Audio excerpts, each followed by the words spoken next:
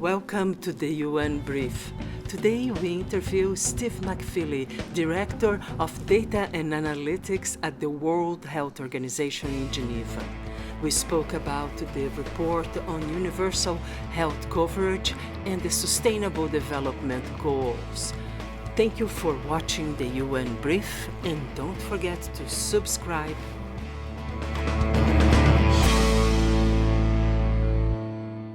So universal health coverage, first of all, what that means is everybody has access to the healthcare they need when they need it. And that healthcare should be of good quality. And also it shouldn't bankrupt you to access it. So in other words, there's a financial element to this as well. It should be affordable. Universal health coverage is kind of allied to the Sustainable Development Goals. And what we see, we track this, and we're way short of achieving that ambition. And in fact, prior to COVID, we were already off track. Like, it was very unlikely we were going to achieve this by 2030. But what we see now with COVID is that actually we've been knocked further off track, because hospitals, medical facilities, they're just completely distracted trying to deal with COVID. So a lot of other medical treatments have effectively been postponed or stopped. This message really is a wake-up call, we hope, to the world that, look, universal health coverage as an aspiration is not on track. Right, and there is a social return and economic return on investment, right? Because well, there is. I mean, cannot work.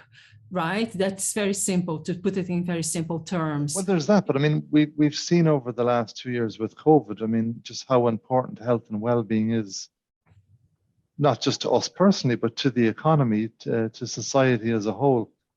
So universal health coverage, in a way, is just an extension of that, or it's the personification of what's happened over the last 2 years. So the difficulty, I think, often is we tend to look at health coverage as a cost. It's very expensive. So the costs are clear. What isn't always as clear is the dividend on the other side, because on the dividend on the other side is a healthy society, people living longer, people living better quality of life. And it's very hard to put a dollar value on that. It's easy to put a dollar value on the cost. And how did you go about gathering all this data? Because there is the issue of harmonizing methodologies, right, between countries and so on. How does that work in practice? How do you go about it? Because it's a bit of a challenge, an interesting challenge. Step is universal health coverage in itself is an umbrella term for a whole range of different health services. So first of all, we have to decide what health services are we including under universal health coverage. So we pick a selection. Then we have to try and we have to select indicators that will measure that selection properly. Once the indicators are selected, then the conceptual piece is finished, and then we move into the more mundane, but nevertheless challenging statistics. So one of the obvious challenges is, in many countries, not only will the services maybe be weak, but the measurement of those services will also be weak. So in the wealthier countries, you'll have better indicators. In a lot of developing countries, not only will you may not have the health service, but you won't have the indicator may not be populated either. So we have to try and impute for those, estimate those. And then when we've done that, we then basically distill all this together in what we call a composite index. So we put all of these indicators together. We then assign weights to attribute importance to the different services. And then we distill them down into a number. And then we track that number. Now, at WHO, we also do an extra step, which is, if you're familiar with the WHO, we have these triple billion targets. And each of the what the billions represent is 1 billion people. Billion? You said triple? Yeah. So there's three kind of corporate targets in a way for WHO, and the reason they're there is to distill all all of the targets. So if you take the Sustainable Development Goals, they're very, very complex. As soon as you open up the SDGs, you realize there's 230 indicators. It's very hard to track. So at the end, how do you decide if the SDGs are a success or not? Because there's just so many indicators, so many targets.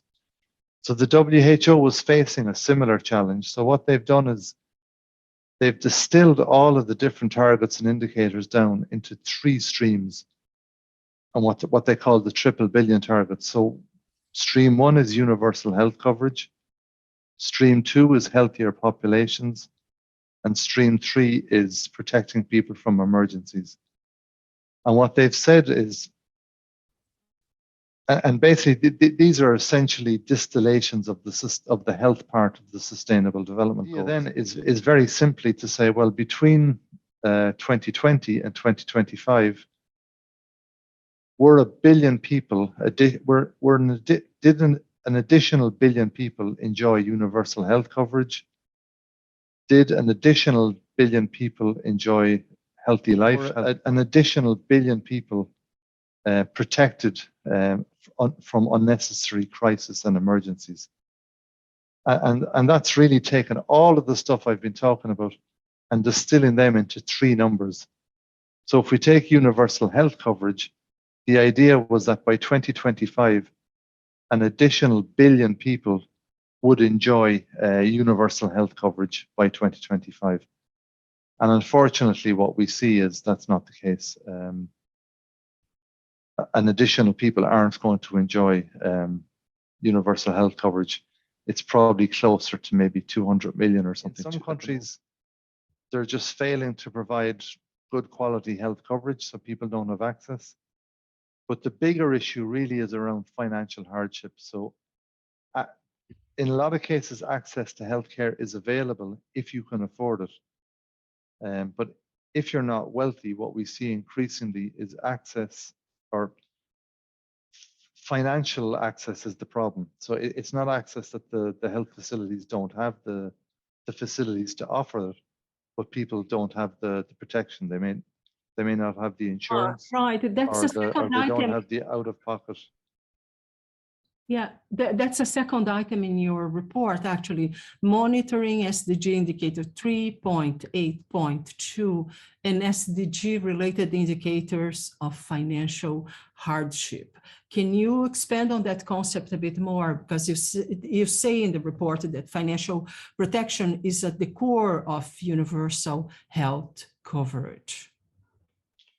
Yeah, well, as I say, if you look at the concept of universal health coverage, the piece at the end, the sting on the tail, which is really important, is that you must be able to afford that health coverage. And then what we look at is we look at out-of-pocket expenditure that makes it difficult to access health. But we also look at the populations that are suffering, like really suffering. In other words, they're being impoverished by out-of-pocket health expenditure. So some people find it difficult to afford healthcare, but they can do it. Some people, if they do it, it's actually pushing them into poverty, which is, it obviously then is a much more serious category. And what we see is that those 2 things together, they're really becoming a barrier to people accessing healthcare. So what we see is that there's a growth in what we call catastrophic or impoverishing health spending.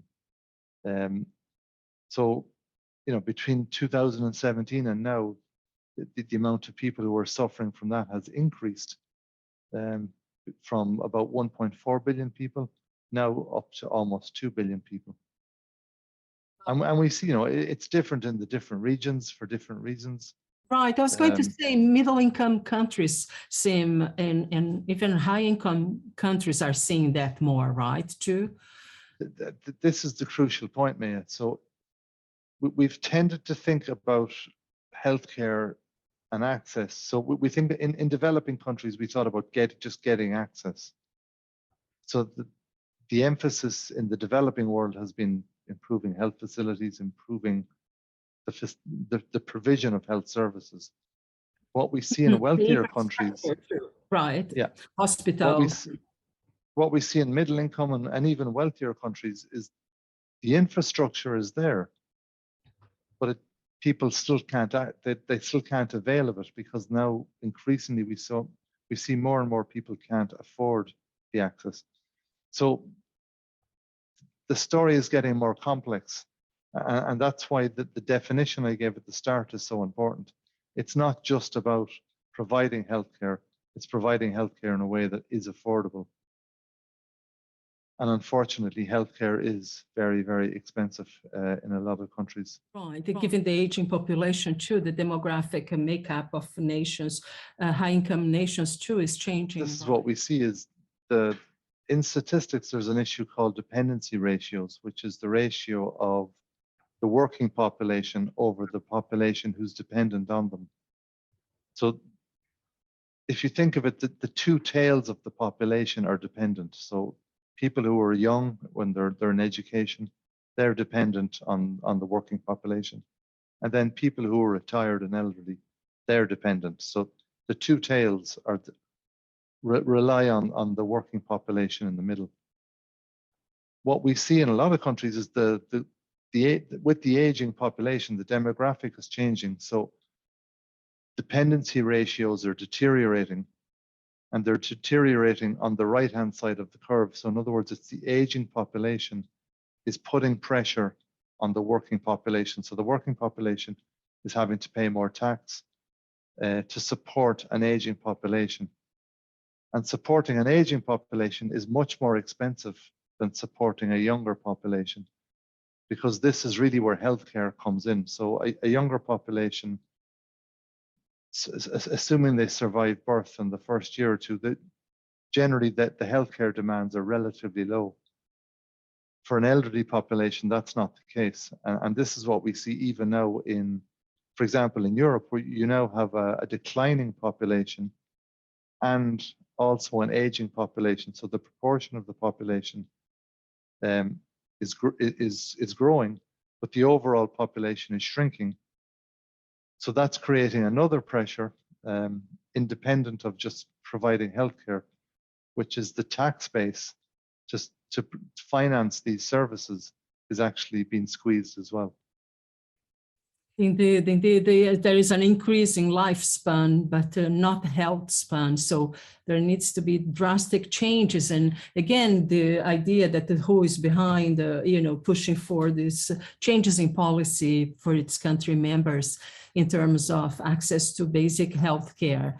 How do you define basic healthcare, or at least for this report, how did you define? You said in the beginning that you had chosen a few indicators in order to be able to gather and analyze the data available. It's broad because, I mean, it's a global index. So basically, there's 4 pillars within the index. So first of all, you have pillar 1 is reproductive, maternal, newborn, and child healthcare. Okay. And there's a selection of indicators under that. Okay. Then you have infectious diseases, and then you have another set of indicators under that. Mm-hmm. Then non-communicable diseases, and again, another selection of indicators. And then there's a kind of a broader piece at the end, which is called service capacity and access. And that's really more, that's less about the types of disease or healthcare, and it's more about facilities and workforce and things like that. Oh, okay. And So, workforce. Yeah, okay. So you looked at this 4 dimensions overall, sort of, and then under each, there is a set of indicators. Yeah, and as I said, the challenge then is to actually try and populate those indicators, assess the quality in each country, and then decide whether you're going to impute, extrapolate, how to fill in the blanks, so to speak. Yes, indeed. And you have another couple of reports coming up. Can you tell us a little bit about them? They are coming up next month, I believe, or Well, just before Christmas too, we also published a report on inequalities, which ties into what we were just talking about, but it looks at malaria, for example, and HIV specifically, and it just does an analysis of kind of global inequalities for those diseases.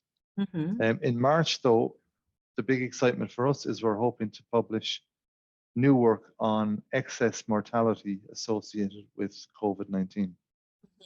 And this has been a very complex and challenging project because we know, I mean, every day we report COVID deaths. We know those deaths are underestimated for a whole variety of reasons. And just to take a step back, even before COVID, around the world, roughly about 40% of all deaths are unregistered.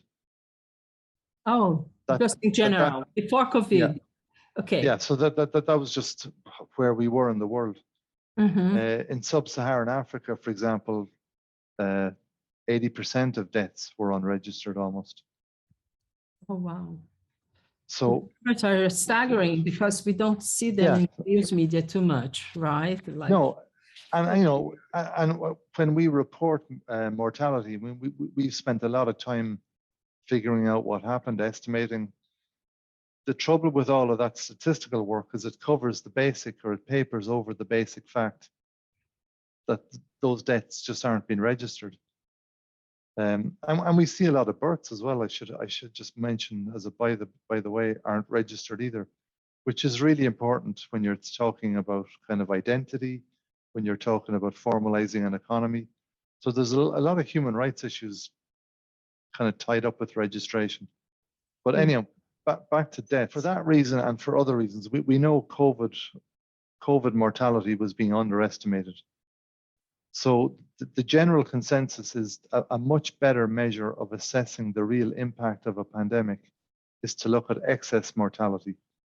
So that what you do there is you look at what's called all-cause mortality, and you compare it to what you would consider a normal pattern of mortality in a given year. And then you just look at all mortality, and you don't worry too much about what the cause was. And what you're really doing is you're looking at the bubble then, and you're looking at how big is the difference between all mortality, irrespective of the reason, compared to a normal year. So excess mortality, in a way, gives you deaths directly attributable to COVID and indirectly. And that's really important because when you're looking at the impact of the pandemic, a lot of people will have died, but not of COVID, but they'll have died of heart attacks, they'll have died of other things because they couldn't get access to healthcare, because the hospitals were just, like, healthcare systems were completely stressed and just didn't have the capacity to deal with normal diabetes, normal cardiovascular disease, normal traffic accidents, you know, just all the things of daily life. The challenge, again, a bit like universal health coverage, is a lot of countries don't estimate excess mortality because a lot of countries don't even really record mortality properly. So this has been a really, really complex modeling exercise. We have a large technical advisory group that's really, we've brought in experts from all around the world to help us develop these models. The data are now almost ready, and we're hoping to publish them. Critically, we're going to publish them also disaggregated by country, but also by age and sex. And the reason we're disaggregating by age and sex is these information are desperately needed as well by the United Nations Population Division, because they need to figure out what's happened in the last 2 years so that they can estimate now what's the global population. And age is really important for that as well when they start looking at projections, because if females of a fertile age have been impacted heavily by COVID, that's going to impact on fertility in the future, and that will impact on projection rates. Indeed. Well, we are looking forward to the report in March, and thank you so much, Stephen, for taking the time. And as usual, a pleasure. You explain statistical issues in a very clear, cogent way for us common mortals. Thank you so much. My pleasure. Good to talk to you. Good to talk to you. Thank you for watching the UN Brief, and don't forget to subscribe